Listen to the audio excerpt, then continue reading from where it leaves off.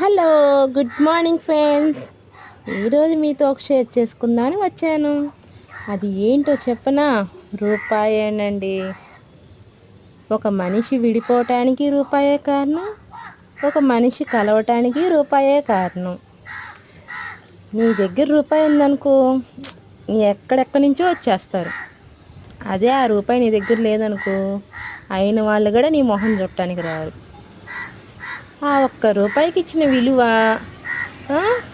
ప్రాణం ఉన్న మనుషులకి ఇవ్వట్లేదు ఏంటో మరి. ప్రాణం లేని రూపాయికి ఏమో అంత విలువ ఉంది, ప్రాణం ఉన్న మనుషులకు మటుకు విలువ లేదు. ఎందుకని అంటారు? అందుకే అంటారేమో, రూపాయి తలుచుకుంటే ఏదైనా చేయగలుగుతుంది. ఆ రూపాయి ఒక బిచ్చవాడి దగ్గర నుంచి కోటీశ్వరుని చేయగలుగుతుంది, కోటీశ్వరుని నుంచి బిచ్చగాడిని చేయగలుగుతుంది. రూపాయి తలుచుకుంటే ఏదైనా చేయగలుగుతుంది. ఒక ప్రాణం లేని రూపాయి అని చేయగలిగితే ప్రాణం ఉన్న మనుషులు మనం ఎన్ని చేయాలి?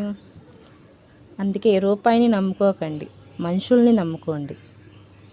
ప్రాణం ఉన్న మనుషుల్ని నమ్ముకోండి. రేపొద్దున రూపాయి మీ దగ్గర ఉన్నా లేకపోయినా మనిషి అనేవాడు తోడుంటాడు. ఇవన్నీ నేను పడుతున్నాను, చూస్తున్నాను, వింటున్నాను, అందుకని చెప్తున్నాను. Bye bye.